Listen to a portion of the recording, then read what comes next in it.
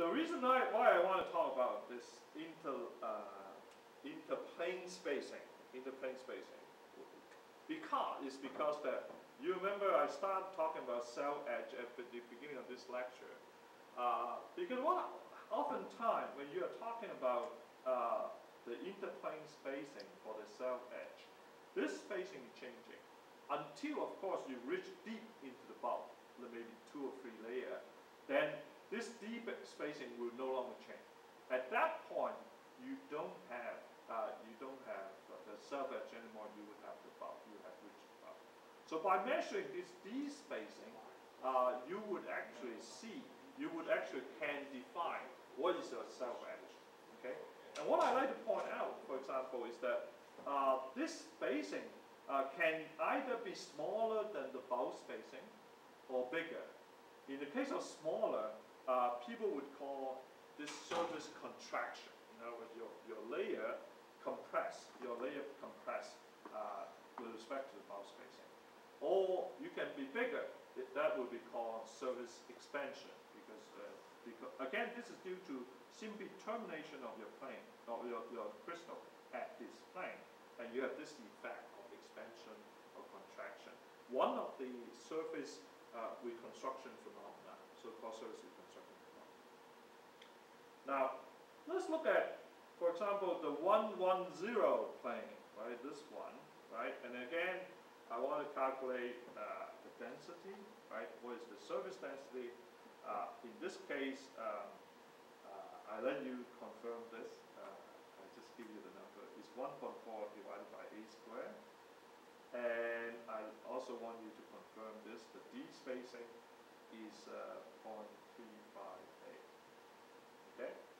And then I give you also the 111 surface density, 2.31 divided by a squared. And then the D spacing is 0.58. Like this. And you can see, depending on which plane you're talking about, right, the D spacing are different, of course, and their surface density is different as well. Now, why are we interested in surface density? The surface density, the most important point, I think, about surface density is that the denser the surface, the more stable is the plane. Okay, so let me just write this down. The denser the surface, the more stable is the surface. Okay, so what does it mean? It means that 111 plane is more stable than 111 plane because it's got 2.31 is more stable than the 100 plane, which in turn is more stable than the 110 plane. Okay, yes. When you say it's more stable, is that with respect to like oxidation, or do you yes. So the question is that when we talk about more stability, is with respect to reaction. In general sense, what kind of reactions that you're dealing with, right? So if you want a very, very reactive surface, what do you choose? You choose a less dense surface density. So you would choose 110 because that would be much more reactive than 100 plane, than 111 plane. Okay, so 111 plane is very hard to get them to react. Okay. So that's the general rule of thumb. And that's why we are sort of interested in the surface density right away. And also we are interested in this D spacing to look for reconstruction. As you terminate your crystal in one plane, how does this D spacing are changing as it goes through? Okay. Now I mentioned one thing about this reconstruction in the depth direction. There's also reconstruction in the XY direction. So let me talk about another set of crystal structure like this one. This is BCC, body center cubic, right? So here you have a classic body center cubic plane that you got like this. And again, I wrote down my surface density here, for example, is 0.707. Again, I let you confirm this, and the interplane spacing D will be 0.707A. You can figure this out for the one. What is this one? This is 110. Right?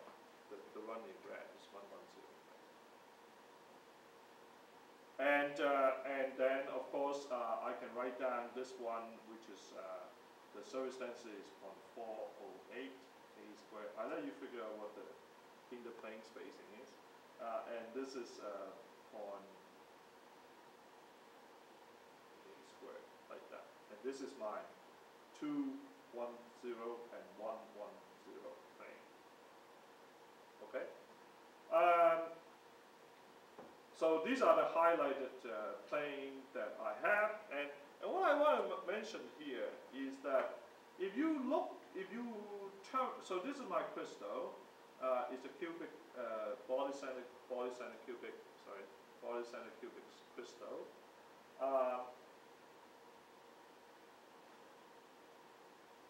Body center cubic crystal, and if you cut your crystal in this plane, on the 110 plane, you expose the 110 plane. What do you see? You will see something like this. If you cut your plane across like this, you look down, this is what I see, right? I will see all this atom like this. Right? Imagine you're cutting your crystal like that. You expose this one, and this one, of course. And you lose the other half, right? Now, when you do that, actually, the nature doesn't occur like that. Nature actually say, okay, because now I have no more atom on top on there. There's no more forces holding this atom in equilibrium. My atom must move to adjust to a new, more stable configuration. So these atoms actually start moving. So what I'm saying is that all of these, the blue atoms, starting to move. So you can see, this is my center line in here. This is my center line in the center atom. So you can see the center of this atom starting to shift like this. And this is one way of reconstruction. This is an idea of reconstruction that they started to shift into